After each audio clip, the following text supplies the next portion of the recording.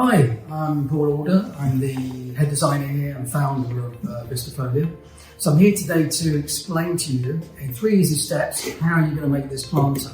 But before I go any further, please subscribe to my YouTube channel below because I've got lots of new content coming out and explain to you all about different colour boxes and how we use them on walls, how we use them in planters, and talk to you about other products and other technical solutions that we can offer.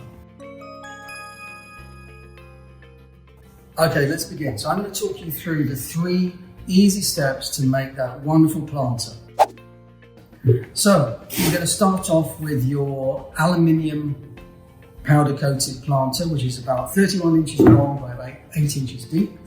And you can buy these from any good garden centre or your Home Depot or Lowe's, something like that. You buy these because you don't want them to rust, so you don't want any sort of, mild steel planters. And then inside you'll see that I've inserted some polystyrene.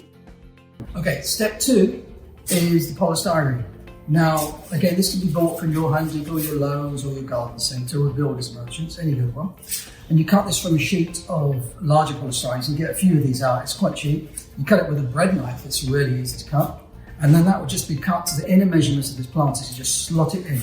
Let me just show you, so it's nice and simple so you can see it. So that's step 2. Okay, the last bit, the most important bit, is the plants.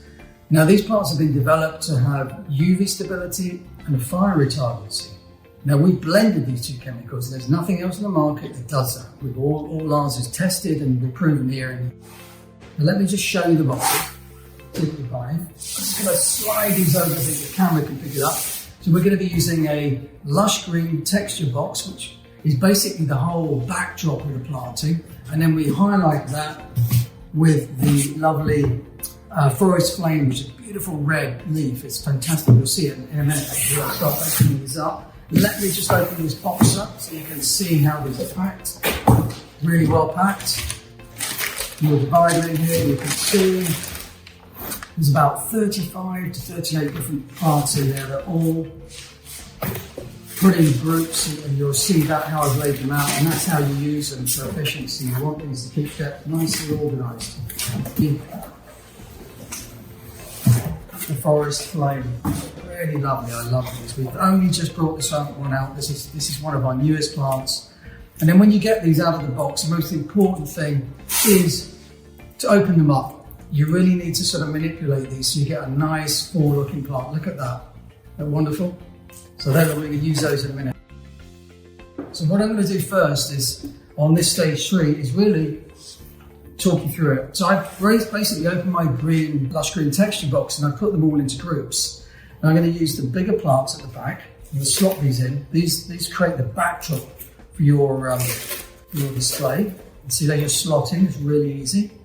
One more. Put this one in here.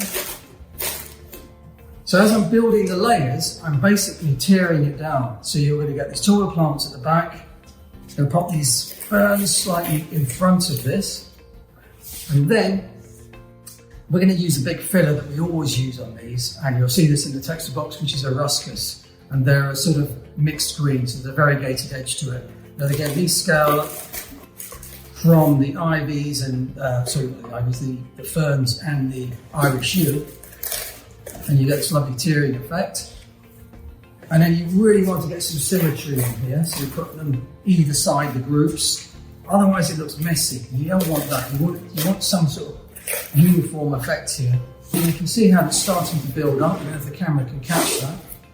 And then in front here, I'm going to slot in some colour with the grasses that will just cascade over the front of the planter.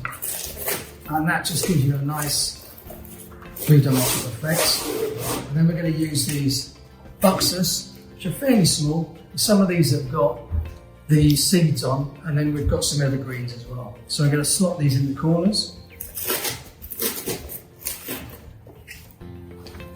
So you're going to do that either side. So you've got this lovely tearing effect. And then a few that will get filled in at the back, because you want this plant to look good from the back and the front. So you can see how it's starting to take shape. Then we're going to use the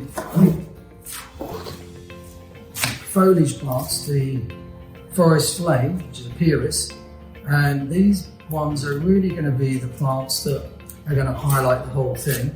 But you really need to, again, open these up. Just don't slot them in. You want them to look natural. And these are best positioned when they're really full. So they're all done. I'm just going to put a few more in. So I'm going to go slightly over the top of this and get this looking really lush. There we go. So these forest flames, I mean, basically you can use these for, you know, any season really, but you know, coming up to Christmas, then you can use these on your front of the house. They go inside and out, so you can use them anywhere. You can use them in the summer, so any season really. But you know, you could really swap out your poinsettias, which you get at Christmas time, and use these. And I'm going to put a few more in. I'm going to go a little bit over the top, make it really lush. Nearly there. Let's put one more in here because we're running out to look quite full.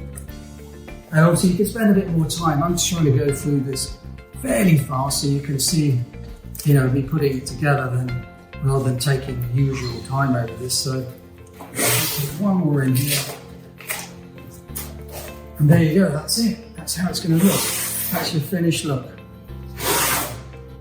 Okay, that's it for today. So please subscribe to my YouTube channel below, and if you have any questions, just log on to www.vistafolia.com and have a look at our website or contact us through the website. Or if you've got any direct questions, call us. We're happy to help all the time.